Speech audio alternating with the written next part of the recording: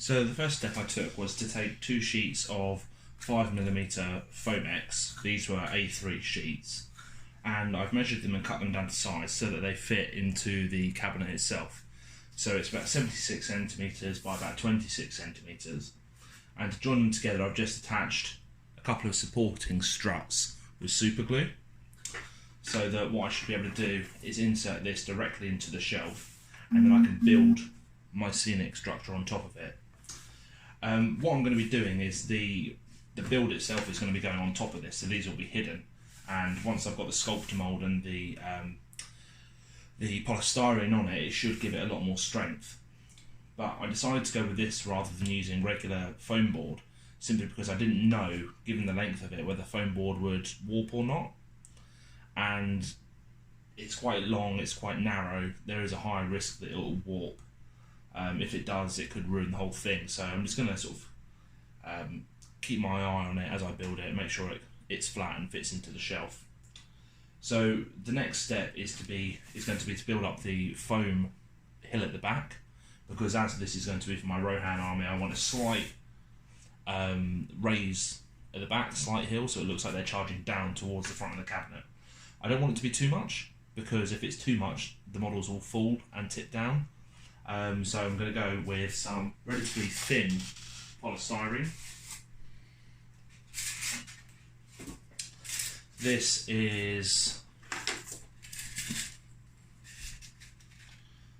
just about 28mm thick. It's quite thin. This came with some furniture that I bought a couple of years ago.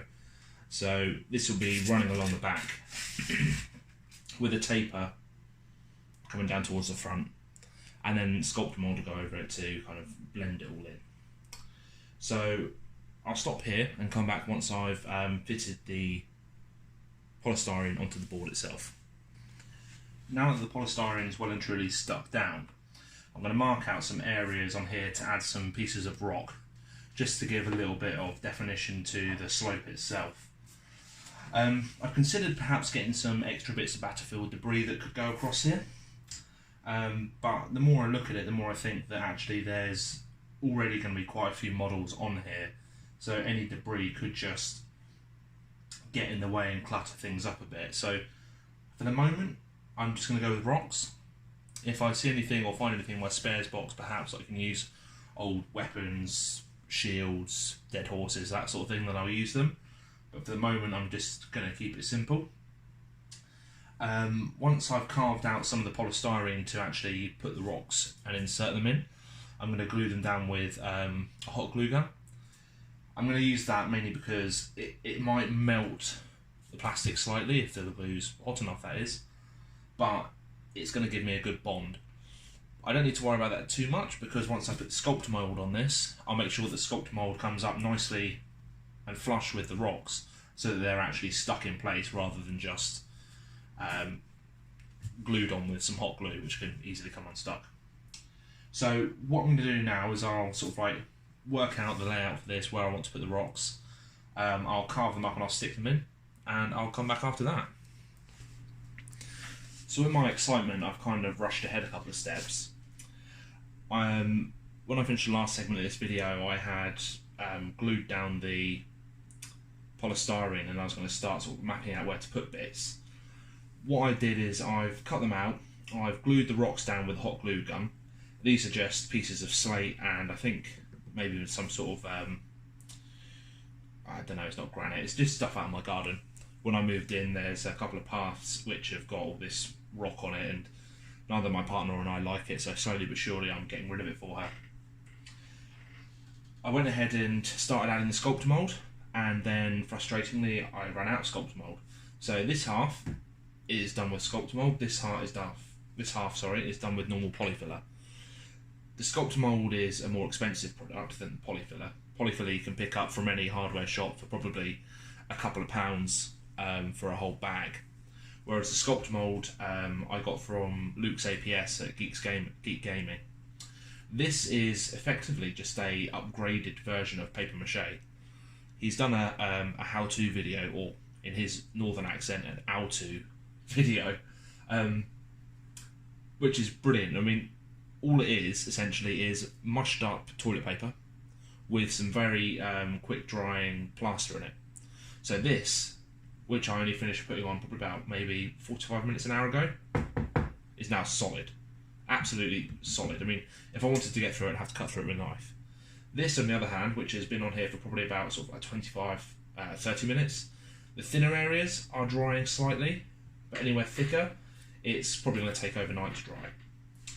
It's not a problem, but it's just slightly annoying. I should have thought about it more.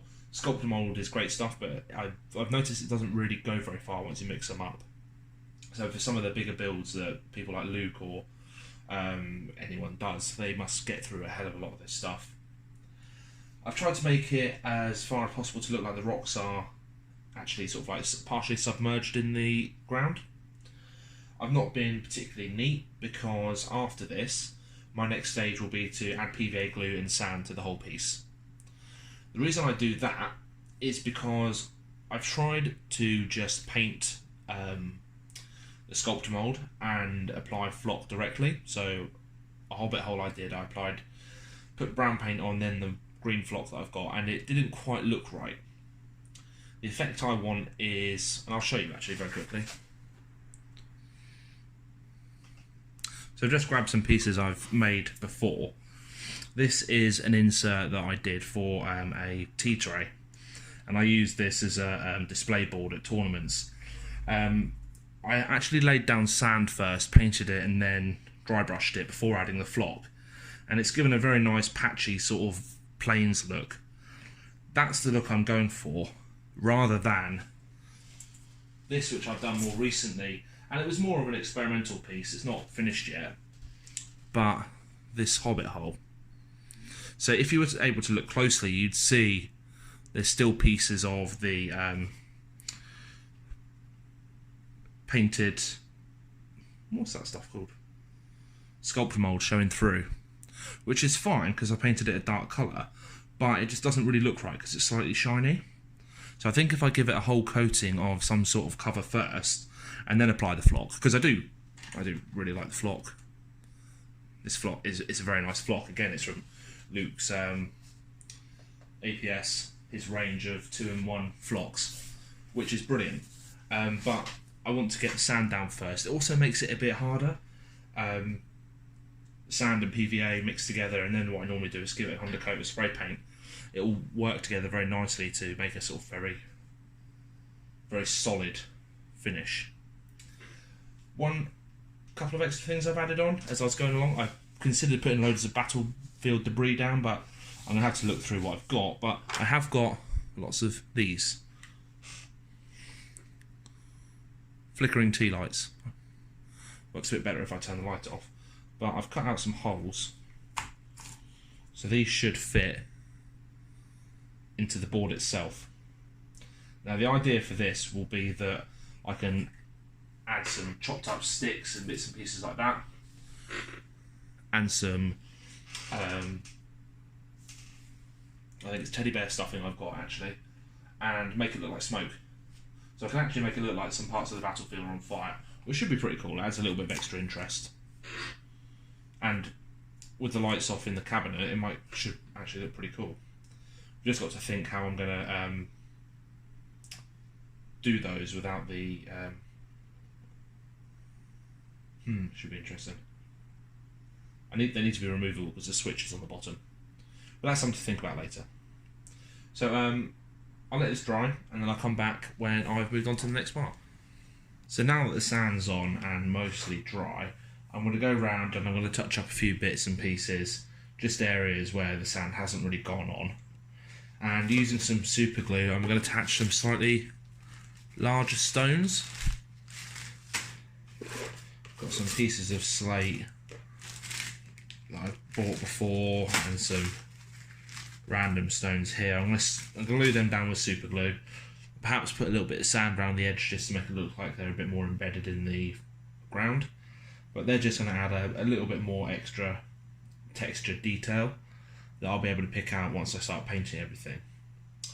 So I'll pause here very quickly and come back once I've added the extra pieces. Once they're added, I'll get some close-ups as well for you. So with the sand finally dried, I've then given this a spray paint of black, just using regular black undercoat from Halfords. And then I've just gone over the grey areas with some grey primer as well, just to make them stand out. The next step will be to give all of the sand areas a coat of brown paint so that I can start adding some dry brushing on it. I was thinking about using my airbrush, but I think I'll use a paintbrush first and then perhaps add some additional tone with perhaps with other dry brushes or maybe the airbrush. But as I'm going to be flocking a lot of this with foliage, with static grass and with regular flock as well, you're not actually able to see much of the ground, but I'd like to add a little bit of variation here and there where I can. Overall, so far it's come on quite quickly and it's looking pretty good, so I'm quite happy with it. So when I come back with the next step, you should start to see how the tones and the colours are going to start to work a bit better. So although it doesn't really look like it, this is now all had a coat of brown paint, excluding the rocks. This is just to give the black a little bit of sort of like an earth tone to it. To do that, I've used, these are just cheap paints I got from Hobbycraft. So this is a raw umber, and into that I mixed some burnt umber and some neutral grey. That was just to make the paint go a bit further, to be honest, because I'm running out of the raw umber and I don't know when I'll be able to buy another one, because no one knows when the shop's going to be opening. So that's all dry now. It's a bit patchy in places, and some parts it doesn't even look like it's actually been painted, but that's not a problem, because next I'm going to be giving it a dry brush. I've got this, what was it? It's a Wilko, which is a UK hardware shop, ivory tusk. I'm going to have a look, see what this is like. We bought this, we were going to use it for a room. I can't even remember which room. It doesn't matter. So I'm going to give everything a dry brush. This is possibly the largest single piece of terrain I've made. I say terrain, I've done scattered terrain, I've done bits and pieces like that. I've made boards which have just been flat boards, but I've not done any sort of like boards with profiling, like hills and rocks that are fixed in place like I have. I've really enjoyed it. It really makes me want to go ahead and make some more boards, but for the moment I just basically, because of space constraints, I can't. But this project so far has followed my normal sort of routine. It's been a case of any sort of polystyrene goes down, and then sculpt mould filler on top, and then sand, and then PVA, and then paint. The PVA is on there so that this is not going anywhere. This will not chip off unless I really hit it with something, which of course I wouldn't be doing, as this is a cupboard display. The step after this is where I'm going to deviate slightly. So I've got some flocks from Luke's APS which I'm going to use, which I haven't used before, and the technique with those is slightly different. I've got static grass which I'm going to apply as well, and I'm quite looking forward to seeing how it turns out. It's going to be quite a bit different because it's going to be quite a bit brighter than this bit currently. I've also, came in the post the other day, I've also got some extra tufts. These are from War Painter, which is a guy who sells these on eBay. Got some bushy green tufts, sort of like dead vegetation. I've got a selection of flowers, so because I've got flowers on the bases of my models, as you can see, red flowers, white flowers, whatever. So I want to tie those in a bit, and I got some dead vegetation tufts as well, just to go on there. All just adding a little bit of extra detail. I've got several varieties of tufts already, but I think tufts add a little bit of extra interest when you're looking at a board like this. So I'm going to use tufts, I'm going to use static grass, I'm going to use clump foliage, and I'm going to build up quite a natural looking hill. I've put some models on. I don't know if I can zoom in for you there.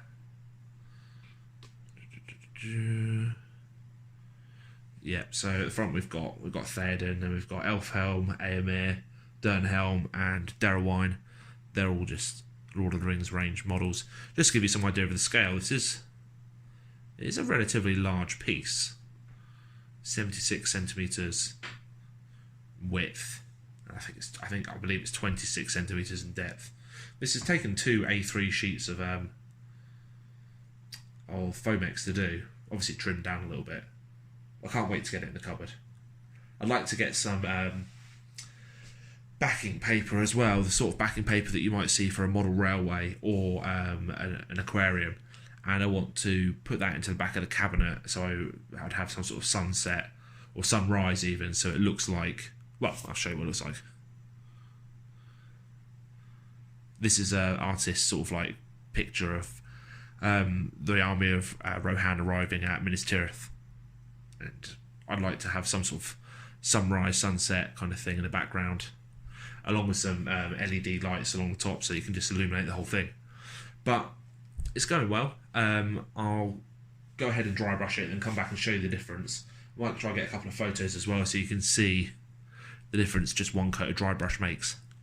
So I'll go ahead and do that and then be back in a moment. So now it's all been given a dry brush. You can see it's come out with quite a nice contrast.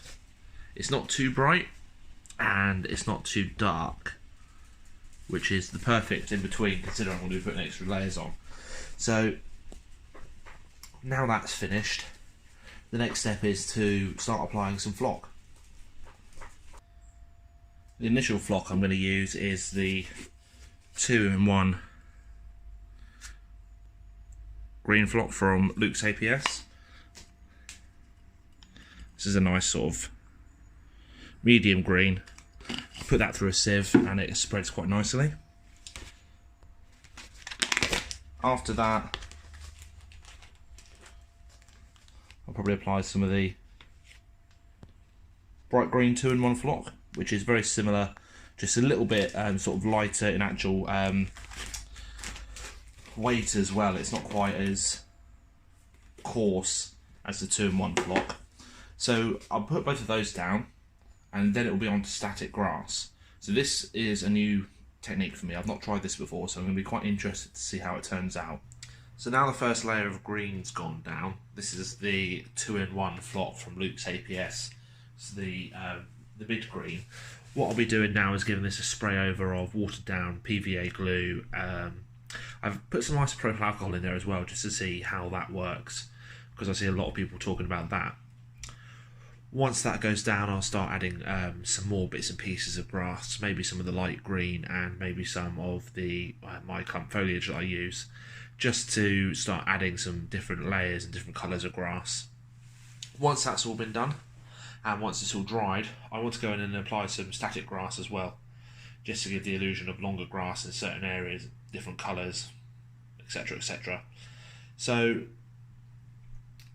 I'll stop it here, give it a go. As I've said a couple of times, this is the first time I've done it this way, so it'll be interesting to see how it turns out. So now I've got down a bit more foliage. You can see there's a bit more texture here and there.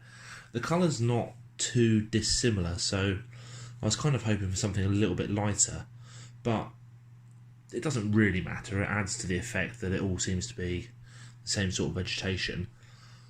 What I want to do now is add some more variation, so I'm going to start adding some static grasses and starting to look at how I can add some different tones of flock as well. I've got a dark green and I've got some other bits and pieces.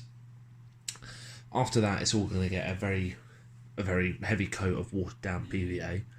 It's looking good. I'm happy with it. It's looking a little bit different to how I envisaged, but maybe that will change once the static grass is on there. But overall, very happy with it.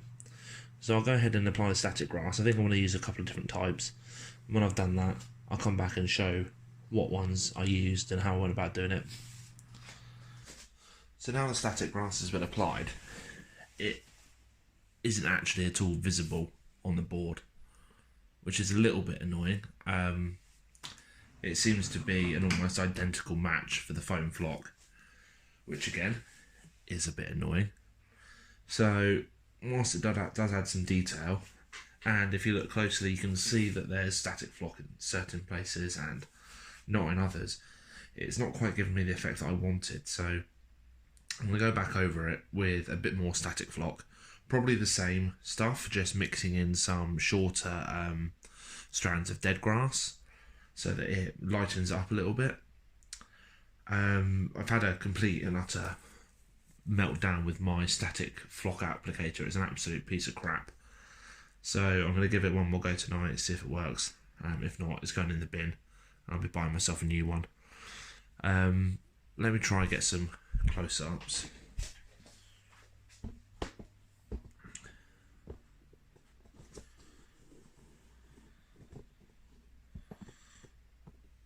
Yeah, you can't really see it. You can see areas where the static flock's applied. Little bits and pieces, but it's not at all obvious. It doesn't quite stand out how I want it to, so that'll need another going over. So I'll go ahead and do that and then see what it looks like. So I'm going to call that done on the flocking. I've gone back and added a couple of extra details. So after using the original 4mm grass that I had used, which didn't really seem to work very well through my grass applicator, I've gone back and I've added a second layer of it's 2mm grass, dead grass, and I believe it's spring grass, which is the same that I used previously, just shorter. So I've gone back on the areas where I had already applied the grass and just done a little extra application to make it look taller. This seems to have worked quite a bit better actually. The applicator seems to have done the job and actually it is standing up. So it's quite good that I can see there are two different lengths of grass, which is a lot more natural. After that, I've also gone in, and if I zoom in here, you can see around some of the areas here, around the bottoms of the bushes, I've added a sort of like blend of flock that I've got. It's just a mix of leftover stuff.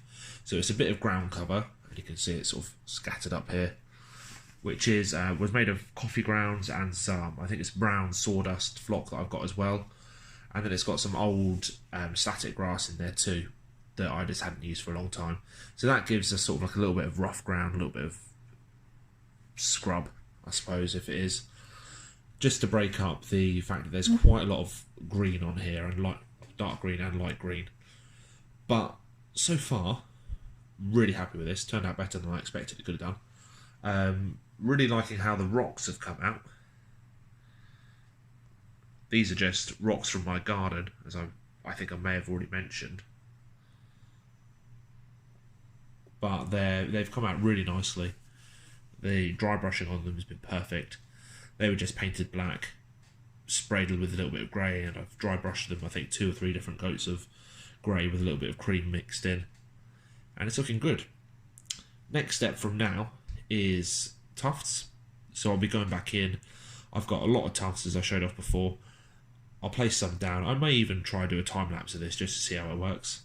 But overall, yeah, really, really happy. Can't wait to get it in the cabinet and start putting some models on it. Right, I'll be back soon.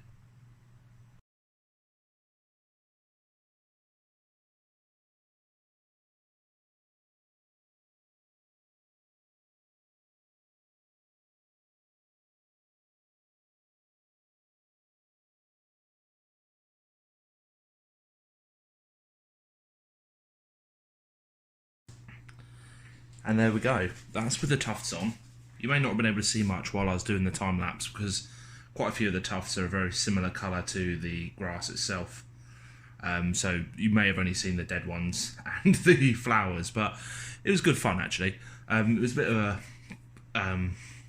pain in the arse trying to set up an overhead camera because the tripod I've got is cheap and crap and from China. So I actually had to rig something up using small Lego to keep it in place, but it worked all right. I've used a variety of different types of tufts. I've got some long 12mm grass tufts from Gamer's Grass. I've got some shorter green tufts, very small ones.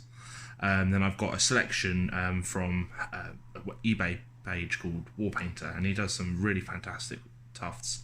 They're big and they're chunky, and also they're very self-adhesive, so when you peel them off the backing paper they're very tacky, so they can go down without glue. So I've got some sort of grass shrubs here, I've got some dead grass, the flowers are all from him. What else have I got on there? Some light green tufts, very light, just to try and make it look a bit different. But what I've tried to do is kind of keep the bushy and dead grass ones around the rocky areas, the longer grass, some of it in open areas, and then flowers in open areas. What I didn't want to do really is put down so many tufts that I'm actually limited on where I can put models, because the purpose of this is a display base, and if I make the ground too uneven, either through rocks or through flock or even through the tufts, then I'm not actually going to be able to display my models on here very well. So I hope I've not overdone it. Part of me thinks I haven't, but I will have to wait and see. But I'll get some pictures, some close-ups, and put them in. The last couple of things to do will be just to model the smoke that will be going in there, because I've got some flickering tea lights that I'm going to use to make it look like there's areas of the field which are on fire. Although now I kind of wish I probably hadn't done it, because this all looks a bit too pretty to be on fire, but we'll see how it turns out. I mean, I am very, very happy with this. It's not often that I do a project which goes quite as seamlessly as this. There's not been any major cock-ups. The closest I've had to an actual cock-up was accidentally picking up the board in the corner where the tea light will go, and it broke the polystyrene. I've just managed to glue that back on with PVA glue, and it seems absolutely fine. I haven't tried it in the cabinet yet, so it could be where the cock-up comes, but for the moment, really happy. So I'll get some stills and I'll come back after I've finished with the smoke. So here it is in its final state. I've put it into the cabinet and I've set up all the models. And it's a little bit more cramped than I think I envisaged to begin with, but that's mainly because I've put so much extra detail in with the rocks and the flickering tea lights. But overall, I'm very happy with how it looks. It's so much better than just having a plain, boring white shelf, which, if I tilt the camera up, is what you can see up the top for the rest of my models. This at least gives me, it's something interesting, and it's a bit more of a focal point rather than just having a cabinet full of models. Downside, I suppose, is I can't fit the foot models on here, so all this is my mounted Rohirrim army. It means as well, if I in future get any more, I might struggle for space, but I don't really care. This was a good fun project, not particularly expensive really. I already had the Foamex and most of the other bits and pieces, so it's not a big expensive project to complete. The flickering tea lights, I've just used hot glue to glue on some, I think it's pillow stuffing that I've got. Gave it a spray of paint, just a quick coating of black, and then spray painted the very tips of it with a grey. Both just Halford's primers, so very cheap paints. And I think you'll agree, it looks quite effective. If I turn the lights off, you can see the sort of, it looks like a fire going, which is quite good. I might one day, once I've got some of the models out of the cabinet, spray paint around the base of the fire just to make it look like the ground's charred. It looks a little bit odd at the moment, there's no charring there, there's no singeing of the grass. And eventually what I'd like to do is hopefully get some maybe an aquarium background or a model railway background. It looks like a sunset just to go in the back. And then hopefully some LEDs under the top of the shelf above it, so that it looks like there's an actual light to light up the whole cabinet, because at the moment the lighting's not particularly great. But that's it. So I hope people have enjoyed this video and maybe found it useful. Again, this is just the IKEA Billy bookshelf, so it's a bog standard bookshelf with doors. And if I come back a bit, sorry, it's balanced precariously on my computer chair. I've just got,